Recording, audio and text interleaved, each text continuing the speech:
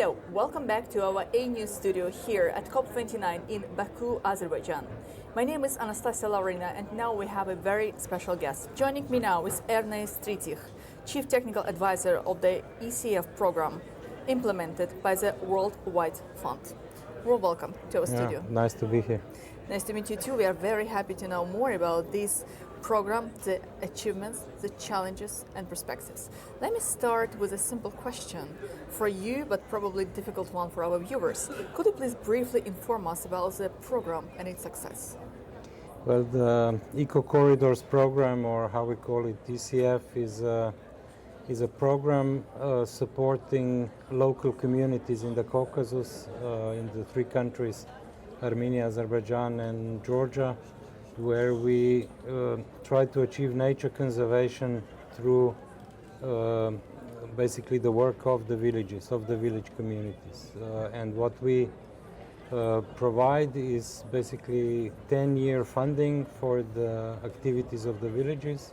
We also provide some support for the economic investments which are needed for the livelihoods of the villages to improve. And basically this is done in partnership with these local communities. And so one objective of the project is to preserve the biodiversity. We all know that Caucasus is a global hotspot of biodiversity. Another objective is to improve the livelihood of the rural populations, especially in the mountain areas.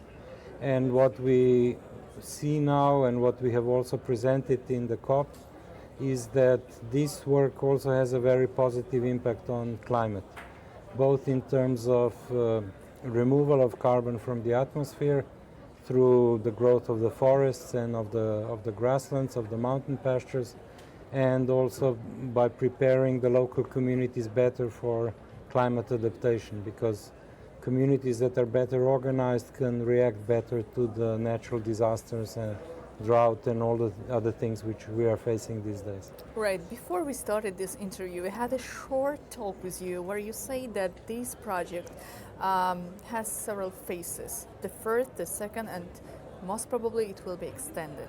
Yes. Yeah, we started in 2015 with the first phase, which was supported by Germany. In this phase, we basically put under conservation around 90,000 hectares. We are now in the middle of the second phase, where we are adding another 120,000 hectares at least with different villages. And just during the COP, Germany announced another phase, another package of funding for us. So probably we will continue also in the future.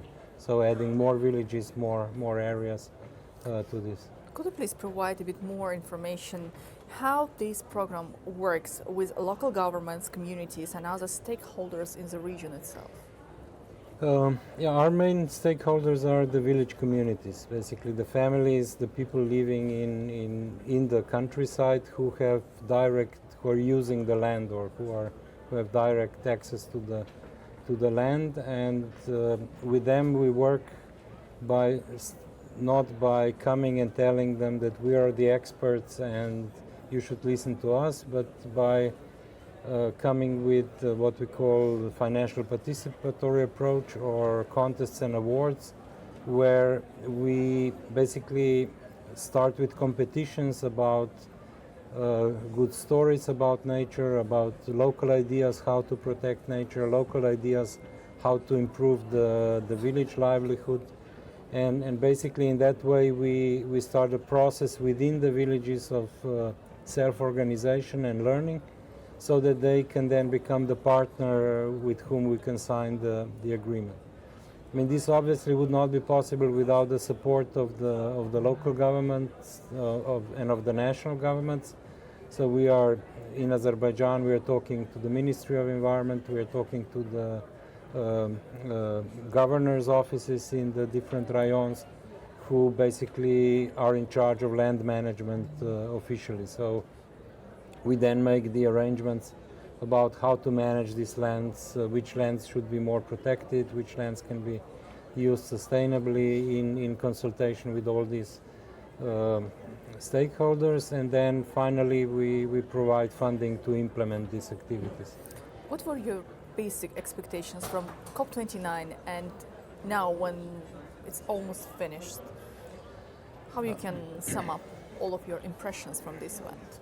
Well, I'm not involved in the main negotiations, so it's hard to say. But you have a chance to talk with the participants. I spoke to some participants and so on. I mean, my opinion is that now implementation is more important than having new big agreements and these kind of things. So obviously, there has to be more financing for the actions on the ground.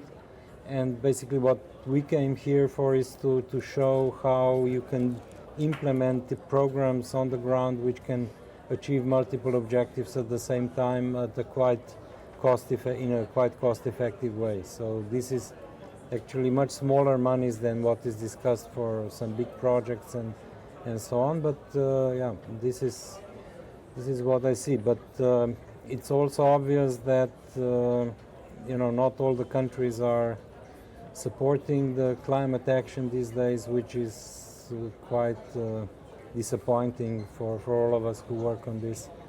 I mean, the outcome of the elections in the United States, and it's not clear what they will do. And we know a lot of people who are working very hard also in America to fight climate change, but when politics change, then in the biggest countries, then in the whole world doesn't know what to do. I think what you are doing and your experience can be really helpful for some member states and non-governmental organizations and international institutions. Why? Because accessibility of the financial sources, it's quite challengeable for some member states of the United Nations. And here the key discussions are taking place at COP29.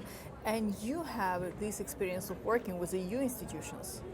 So what will be your advice for some other organizations? Well, I think the most important thing is to build the capacity for implementation on the ground and to build trust.